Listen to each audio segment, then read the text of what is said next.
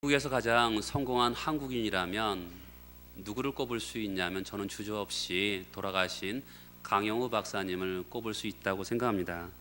강영우 박사님은 중학교 시절에 친구들과 공을 차다가 눈이 실명하게 되었습니다. 그는 맹학교 들어가서 열심히 공부해서 그리고 연세대학교를 들어가고 미국에 건너가서 대통령 정책 보좌관이 됩니다. 물론 결혼도 했고 두 아들을 낳게 되었습니다. 첫째 아들이 3살쯤 됐을 때 이 아들이 기도를 합니다. 하나님, 저도 눈뜬 아버지를 가지고 싶습니다 라고 기도하게 되었습니다. 친구들은 아버지를 보니까 눈이 다 떠져 있는데 자기만 아버지가 맹인인 거예요.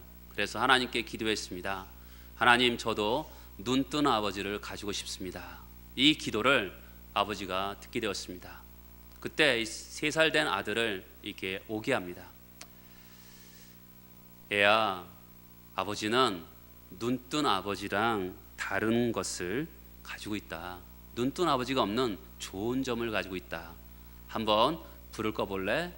불을 끈 가운데 속에서 점자책을 가지고 글을 읽어줍니다.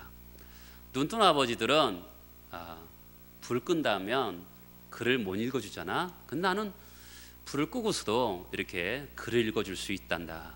그때 이 3살 된 아들이 아버지에 대해서 존경심과 신뢰감을 가졌다 그럽니다. 만약에 그 아버지가 그 자기의 약점에 대해서 해석을 부정적으로 했다 그러면 그 아들은 굉장히 아버지에 대해서 부정적인 관점을 가지고 살면서 열등감을 가지고 살게 되었을 것입니다. 그런데 이 아버지가 그 자기의 맹인의 약점을 좋은 점을 가지고 설명해줘서 그 아들이 그 아버지에 대해서 신뢰감을 가지고 살게 되었던 것입니다. 인간의 고난, 인간의 고통, 이 가시는 어떻게 해석하느냐가 참 중요합니다. 어떤 분들은 이렇게 인생을 살다 보면 양복 입고 넥타이 매고 있는 모습을 보면 고난이 없어 보입니다. 그리고 부부가 두 분 다 돈을 버는 분들을 보면 돈 걱정 없이 살 것 같습니다. 아무 고난이 없을 것 같습니다. 근데 가서 물어보세요. 고난이 없나? 모든 인간들은 다 고난과 가시를 가지고 살아갑니다.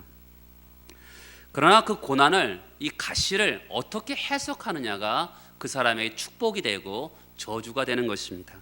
많은 사람들은 인생의 고통에 대해서 그릇된 잘못된 해석을 해서 그들의 인생이 아주 힘들게 되는 경우를 많이 보게 됩니다.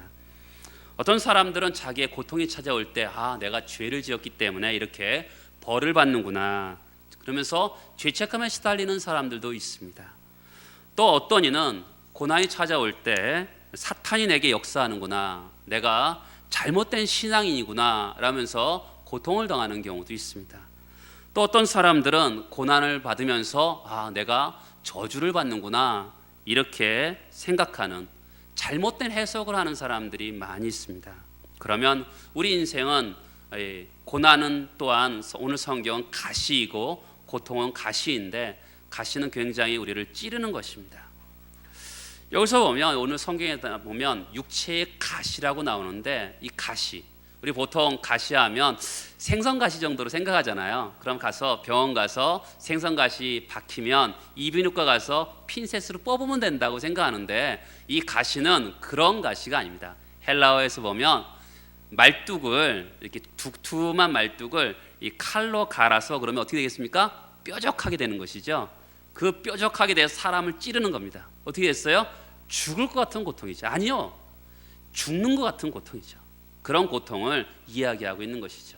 인생을 살다 보면 꼭 죽을 것 같은, 나의 죽음을 몰고 오는 그런 고통의 가시들을 우리는 각자 경험할 때가 있습니다. 사도 바울도 그런 인생의 가시를 경험하게 됩니다. 그때 이 사도 바울이 어떻게 반응했느냐라는 것을 우리가 오늘 보고자 합니다. 그래서 가시가 주는 축복이 무엇냐라는 것을 오늘 말씀을 통해서 상고해 보고자 합니다. 가시가 주는 첫 번째는 우리로 하여금 기도하게 만든다라는 것입니다. 사도 바울은 신약의 27권 중에 14권을 직접 성령의 감동으로 쓴 사람입니다. 가말리엘 문화에서 공부한 사람입니다. 지금으로 말하면 좋은 대학 출신입니다. 그리고 주님을 위해서 헌신했던 사람입니다. 그가 그의 손수건을 빌려서 갖다 얹으면 병든 자가 낫기도 했습니다. 기적의 사람이었습니다. 그런데 그는 남이 모르는 육체의 가시가 있었습니다. 그 가시가 그의 인생을 찔렀던 것이죠. 이때 사도 바울은 어떻게 반응했냐면 기도했습니다. 7절에 보면 육체의 가시가 있다고 하는데 이 가시가 무엇이냐는 것은 신학자들마다 의견이 다 다릅니다. 성경에서 정확하게 육체의 가시가 무엇인지 기록되어 있지는 않아요. 추측해 보는 겁니다. 가장 많이 제기되는 학설은 안질설, 눈이 아팠을 것이다 라고 얘기합니다. 성경에서도 추측해 볼 수 있는 구절이 있습니다.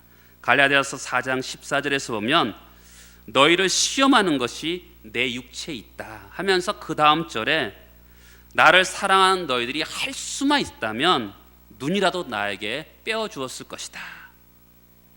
사도 바울이 눈이 아팠을 것이기 때문에 그들이 눈이라도 빼줄 만큼 사랑했던 것을 보게 됩니다. 그래서 아마 눈이 아팠을 것이다 라고 추측해 봅니다. 갈라디아서 6장 11절에 보면 바울이 내 손으로 이렇게 큰 글자를 쓴 것을 보라. 우리 보통 눈이 나빠지면, 나이가 들어서 눈이 나빠지면 성경을 큰 활자를 사용하잖아요.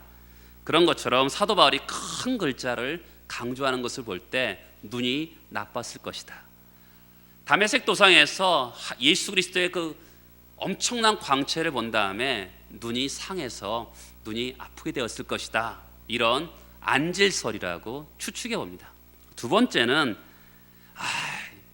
안질 같고 눈이 아픈 정도 같고 사람들이 시험에 빠지냐, 아마 간질에 걸렸을 것이다. 설교하다가 막 뒤로 자빠지는 거죠. 그리고 일어나서 또 설교하고, 그러니까 사람들이 얼마나 시험에 빠지겠습니까? 그러나 정답은 뭐냐? 정답은 없습니다. 추측해 보는 거죠. 안질설, 간질설, 그 외에도 굉장히 더 많습니다. 그러나 자세히는 모르겠지만 분명한 것은 오늘 성경에 보면 육체의 가시기 때문에 육체를 괴롭히는 것은 분명한 것입니다. 이 육체의 가시를 가지고 사도 바울이 어떻게 했냐면 이것을 자기에게서 떠나게 해달라고 기도했다라는 것입니다. 8절에 보면 내가 3번 죽게 간구했다라는 것입니다. 3번이라 그러니까 우리나라처럼 3-4번 이렇게 기도했나라고 생각해 볼 수도 있습니다. 그러나 그렇지 않습니다. 3일 새벽 기도가 하고 그런 것을 3번이라고 얘기하는 것이 아니라 그가 이 문제를 가지고 우리말로 하면 40일 금식 기도를 이 문제를만 가지고 심도 있게 3번 간구했다라는 것입니다. 그만큼 그의 인생에서 아주 큰 문제였던 것이죠. 이 문제만을 가지고 심도 있게 기도했습니다. 여러분, 우리가 인생을 살 때 고난이라는 것은 하나님께서 우리를 기도하라고 초청하는 것입니다. 야고보서에 보면 너희 중에 고난 당하는 자가 있느냐? 그는 기도할 것이고. 고난은 우리 인생을 기도로 초청하는 초청장인 것입니다. 사랑하는 성도 여러분, 기도 못할 고난은 없습니다. 믿음의 기도는 모든 고난을 우리 인생에서 옮겨가게 되는 것입니다. 이것을 믿으시기 바랍니다. 이것이 성경의 분명한 약속이에요. 마태복음에서 보면 간질병 걸린 아이를 제 아들에게 고쳐달라고 찾아왔습니다. 그런데 제 아들이 고치지 못했어요. 예수님께 묻습니다. 왜 우리가 고치지 못했습니까? 그 이유는 예수님이 이렇게 대답해요. 믿음이 적기 때문이다. 너희에게 겨자씨 하나만한 믿음만 있다 그러면 이 산을 저기로 옮겨라 해도 옮길 것이다. 이렇게 말씀합니다. 그리고 사건의 마지막에서는 기도 외에는 이런 이유가 나갈 수 없다고 말합니다. 믿음으로 기도할 때 우리 인생의 고난이 우리 인생에서 옮겨갈 수 있음을 성경은 말하고 있는 것이죠. 특별히 인생 가운데 속에서 허용되는 고난이 있습니다. 어떤 일시적인 목적을 가지고 우리 인생에 고난이 찾아올 때 기도하면 즉각적으로 우리 인생에서 옮겨갈 수 있음을 성경은 말하고 있습니다. 그러므로 사랑하는 여러분, 우리 입장에서 엄청나게 찔리는 가시가 있다 합시다. 오늘 성경은 육체적인 가시입니다. 가시가 육체적인 가시만 있겠습니까? 경제적인 가시도 있고 인간관계의 가시도 있고 또한 부모의 가시, 자식의 가시도 있지 않겠습니까? 그런 가시가 있을 때 먼저 할 일이 뭐냐면 기도하라는 것입니다. 기도의 능력을 신뢰하고 우리가 기도할 때 우리에 있는 고난이 여기서 저기로 멀리 옮겨갈 줄 믿습니다. 간질병 들린 아이의 사건이 마가복음에도 기록되어 있습니다. 거기 사건에 보면 아버지가 예수님께 이렇게 부탁합니다. 할 수 있거든 이 아이를 고쳐달라고 부탁합니다. 그때 예수님이 뭐라 그러십니까? 할 수 있거든이 무슨 말이냐? 믿는 자에게는 능치 못함이 없느니라. 믿는 자에게는 능치 못함이 없느니라고 말씀하셨습니다. 살아계신 하나님, 죽은 자를 살리시는 그 하나님을 신뢰하며 기도해 보시기 바랍니다. 그러면 여러분에게 있는 고난이 옮겨갈 것입니다. 여러분 이 사실을 믿으시기 바랍니다. 기도는 고난을 옮깁니다.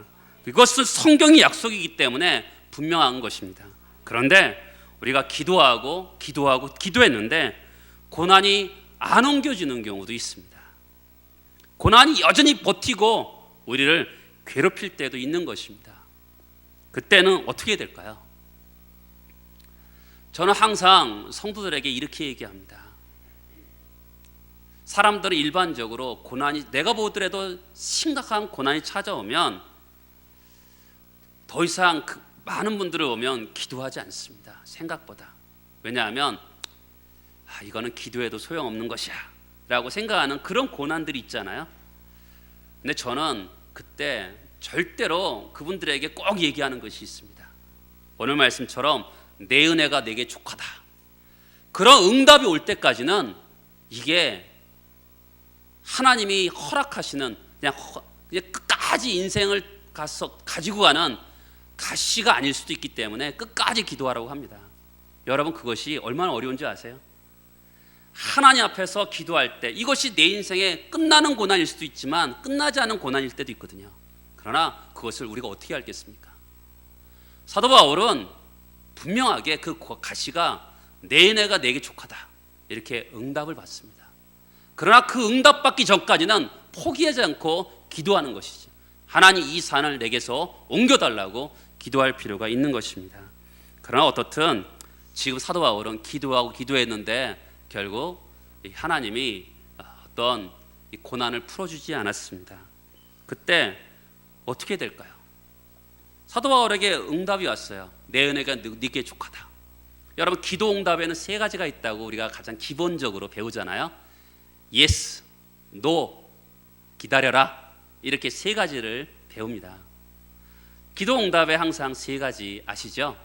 아이가 맨날 초콜릿만 달라 그래요. 그러면 아버지가 주겠어요? 거절해야죠. 왜요? 이빨을 다 썩는데 주겠습니까? 그것도 응답이에요. 여러분 지금 하나님 응답하세요. 내 은혜가 네게 족하다. 거절도 응답이에요. 충분하다는 것입니다. 그럴 때 우리는 어떻게 해야 되냐는 것이죠. 내 은혜가 내게 족하다. 그러면 우리는 이때 해야 될 것이 있습니다. 그것은 하나님이 나에게 주신 이 고난에 대한 목적을 발견해야 되는 것이죠. 옮겨지지 않는 가시에 대해서 목적을 발견해야 됩니다. 장기적으로 우리를 괴롭히는 가시에 대해서, 기도해도 없어지지 않는 가시에 대해서 이 고난을 어떻게 다뤄야 될까요? 주님께 물어야 되죠. 하나님 왜 그렇습니까? 언제까지 고난이 저에게 있는 것입니까?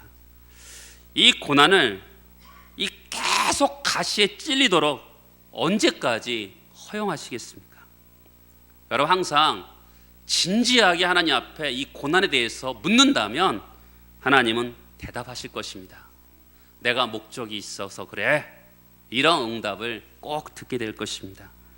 그렇다면 하나님의 목적이 있다 그러면 또 하나님께 물어야 되는 것입니다.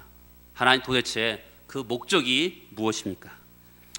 종종 고난의 원인을 생각할 때 많은 그리스도인들은 이 고난에 대해서 이분법적으로 생각하는 경우가 있습니다. 고난이 어디서 오느냐? 마귀에게서 오는 것이다. 이것을 강조하는 사람들이 있습니다. 두 번째는 고난이 어디서 오는 것이냐? 결국 하나님의 주권 속에서 오는 것이다. 하나님이 허용해서 오는 것이다. 이렇게 강조하는 분들이 있습니다. 어떤 고난은 사탄이 주는 경우가 있습니다. 사탄이 주는 것은 대부분 파괴적이고 빼앗고 결과가 좋지 않습니다. 그런 하나님이 허용하시는 고난은 뭐냐면 우리의 삶의 유익을 위해서 우리를 테스트하는 경우가 많이 있습니다. 그런데 우리가 많은 경험하는 고난은요, 사탄이 주고 하나님이 허용하시는 고난도 있습니다. 욥의 케이스죠. 욥이 워낙 잘 살고 워낙 의인이니까 이 사탄이 질투를 하고 하나님께 이렇게 얘기합니다. 하나님, 욥이 왜 이렇게 하나님을 잘 찬양하고 경배하는 줄 아십니까? 그가 잘 살아서 그래요. 그의 몸을 한번 쳐보세요. 그에 있는 것을 빼앗아 보세요. 하나님을 경외하나? 그때 하나님이 그 사탄에게 그것을 허용합니다. 그 생명은 빼앗지 말라 하면서 허용합니다. 그래서 사탄이 주고 하나님 허용하는 케이스가 욥의 케이스죠. 마찬가지로 이 사도 바울 케이스도 그런 것 같습니다. 오늘 성경에 보면 이렇게 얘기하죠. 7절에 보면 육체의 가시, 그리고 사탄의 사자라고 얘기하는 것이죠. 사탄의 메신저라고 얘기하는 것입니다. 이 가시는 하나님 주신 것이 아니라 사탄이 준 거라고 이야기하고 있는 것이죠. 그런데 그것을 하나님이 허용하시는 것입니다. 결국 이것이 사도 바울에게 마이너스가 될 것이 아니라 궁극적으로 유익함이 될 것을 알았기 때문에 하나님께서 이것을 허용하시는 것입니다. 그러니까 하나님, 바울이 물은 것이죠. 도대체 하나님, 이 나에게 주신 육체의 가시의 목적은 무엇입니까? 하나님, 도대체 나에게 육체의 가시를 이렇게 주시는 이유는 뭡니까? 제가 복음을 전하는 일꾼으로서 건강해야 되지 더 많은 영광을 드러낼 텐데 복음을 전하는 일꾼으로서 이렇게 육체가 아픈데 나에게 주신 가시의 목적은 무엇입니까? 라고 묻게 되었습니다. 그때 응답이 깨달음이 오는 거예요. 아하 하는 깨달음이죠. 7절에 보면 이렇게 얘기합니다.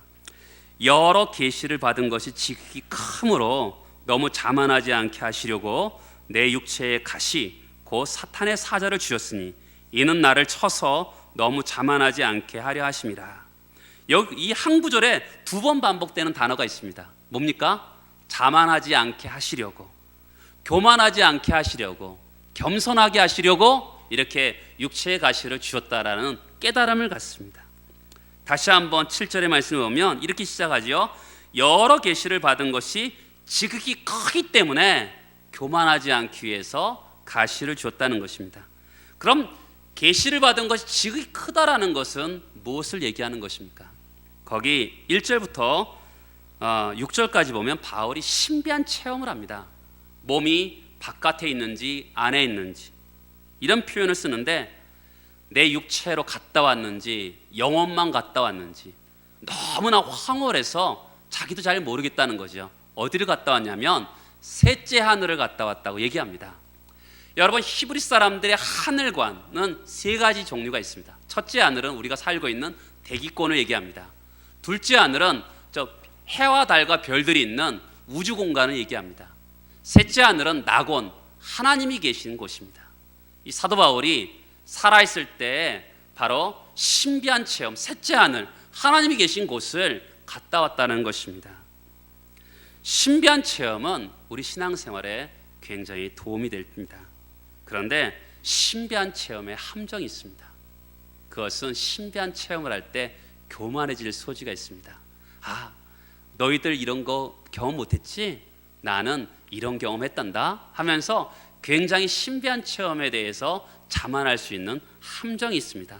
나는 이렇게 영빨이 좋은 사람이야 라는 이런 함정에 빠질 수가 있는 것이죠.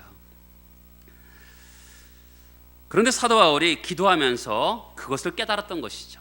왜 하나님께서 나에게 육체의 가시를 주셨을까?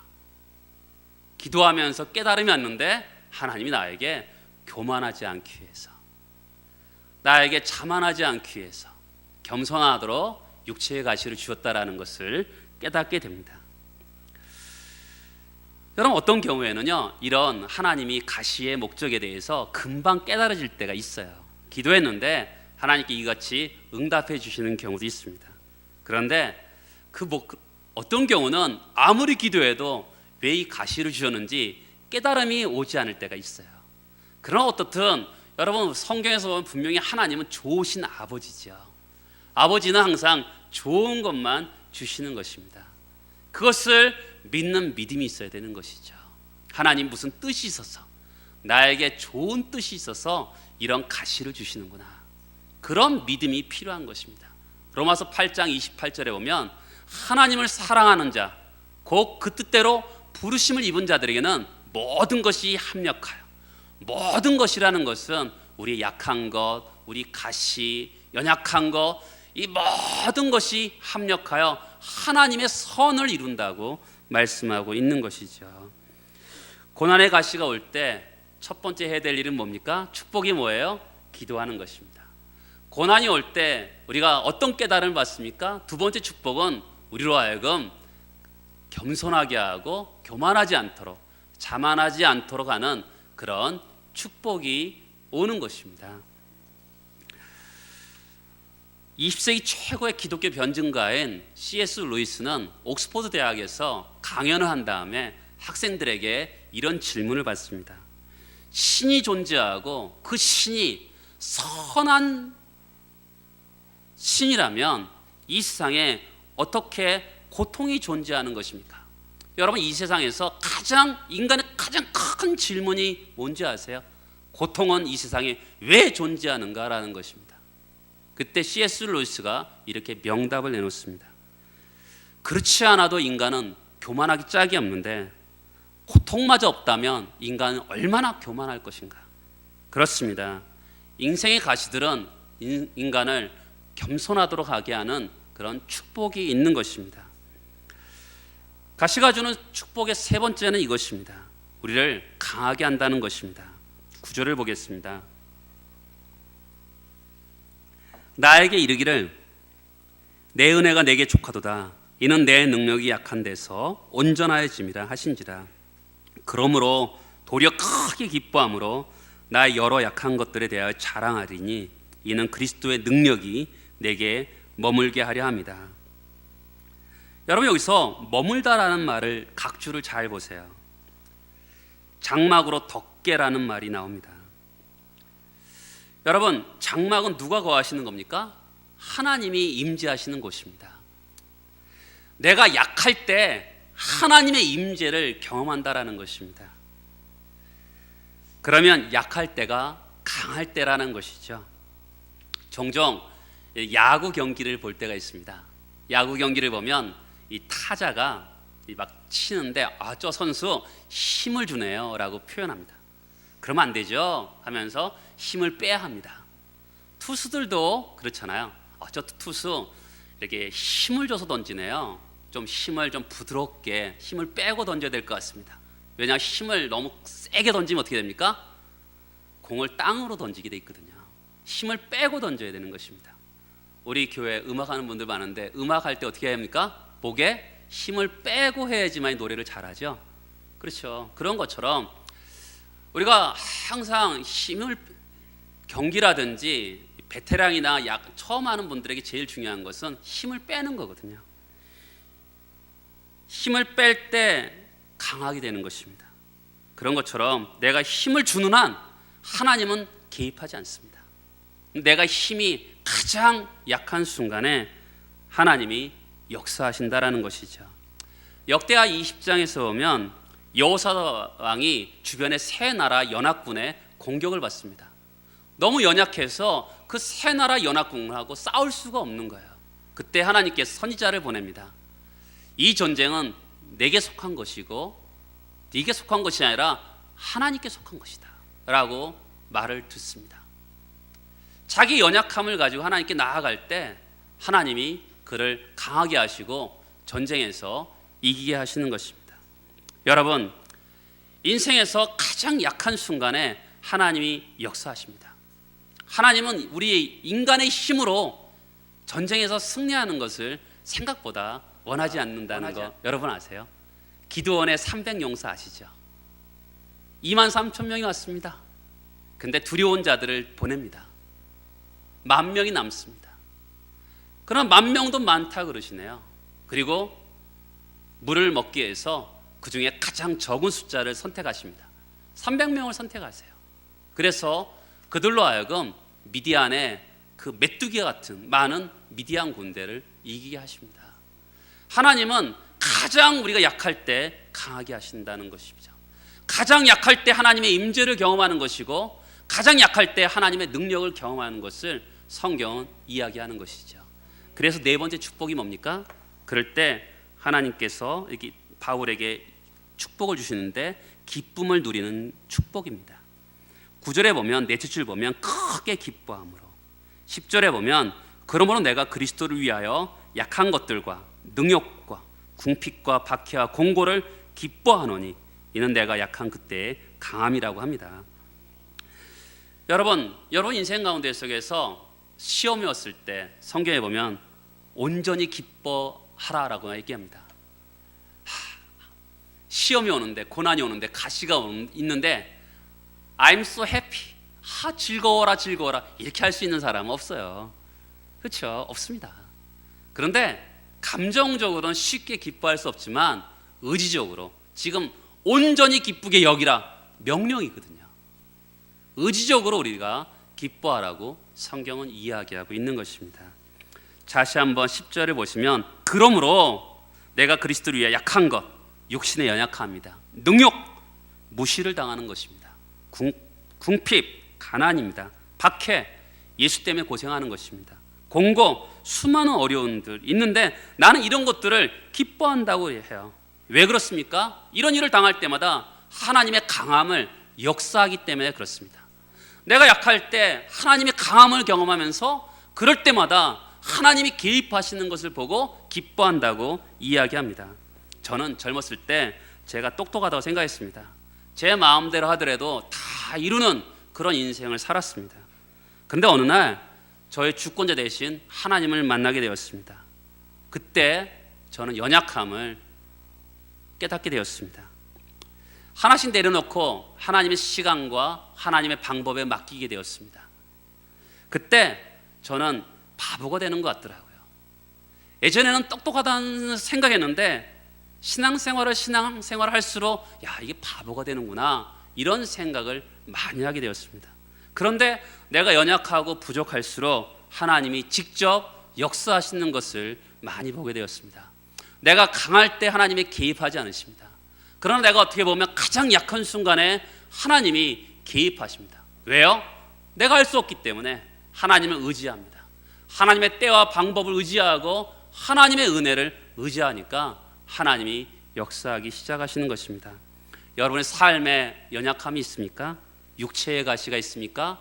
경제적인 가시가 있습니까? 정신적인 가시가 있습니까? 아니면 인간관계의 가시가 있습니까?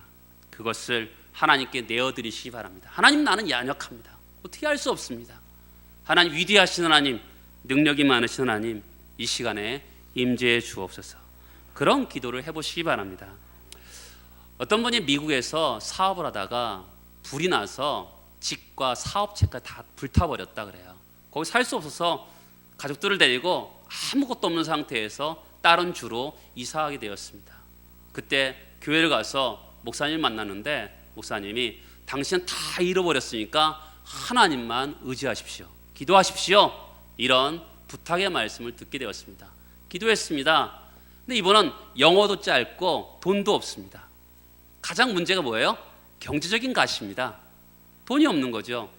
은행에서 사업을 할 수 없으니까, 아무것도 하고 있는 게 없으니까 은행에서 대출도 받을 수도 없어요. 집도 없고 아무것도 없으니까 대출 받을 수 없는 거죠.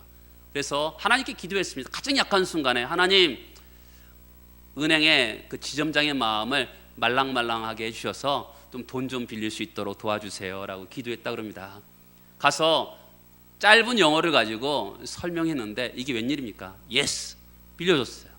그것을 가지고 슈퍼마켓을 했는데 너무 잘 되는 거예요. 하나님이 역사하시는구나 해서 또 돈을 더 빌려려고 했더니 예스 해갖고 더 빌려서 이분이 하나님의 은혜 가운데 다시 일어날 수 있었다고 합니다. 경제적인 가시가 있었어요. 가장 약한 순간에 아무것도 할 수 없는 거 아니겠어요? 그때 하나님을 의지했더니 하나님의 강한 역사가 일어나게 된 것이죠. 그렇게 어떻게 됐어요? 기쁨이 있는 거죠. 그렇죠? 가장 약할 때 하나님의 임재를 경험하니까 거기에 가장 기쁨이 생기게 되었습니다. 사도 바울이 경험한 하나님은 여러분의 하나님이기도 합니다. 사람이 감당할 시험 밖에는 너희가 당한 것이 없나니 오직 하나님 미쁘사 너희가 감당하지 못할 시험당을 허락하지 아니하시고 시험당할 즈음에 피할 길을 내사 너희로 능히 감당하게 하신다고 말씀합니다. 하나님은 우리가 감당하지 못할 시험, 가시를 주시지 않습니다. 만약 감당하지 못할 때는 피할 길을 주시는 것이죠. 아버지가 자식을 긍휼히 여김같이 여호와께서 자기를 경외하는 자를 긍휼히 여기시나니 이는 그가 우리의 체질을 아시며 우리가 진토임을 기억하십니다. 하나님은 우리의 아버지십니다. 그분께 능력이 있고 우리는 약하고 그분은 강하십니다. 그분이 우리를 잘 아십니다. 우리의 체질을 아세요. 어디까지 가야지 부러지고 깨지는지 너무너무 잘 아시는 분이십니다.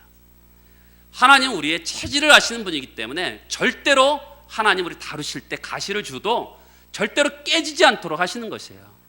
분명히 우리는 질그릇 같은 존재이지만 하나님 우리를 체질을 아시기 때문에 어느 정도 버틸 수 있는지 다 아시는 분이십니다. 그렇기 때문에 절대로 깨지지 않도록 거기까지만 인도하시는 것이죠. 우리 삶에 가시가 있고 고통이 있습니다. 그때 하나님 앞에 우리 연약함을 고백하세요. 여러분, 세상 앞에서는 연약함을 고백하면 잡아먹으려고 합니다. 그러나 하나님 앞에 나의 연약함을 고백하면 능력이 많으신 그 하나님께서 위대한 역사를 하시는 것이죠. 약함의 축복, 가시의 축복이 여러분들과 함께 하시기를 바라겠습니다. 다 같이 일어나셔서 기도하시겠습니다.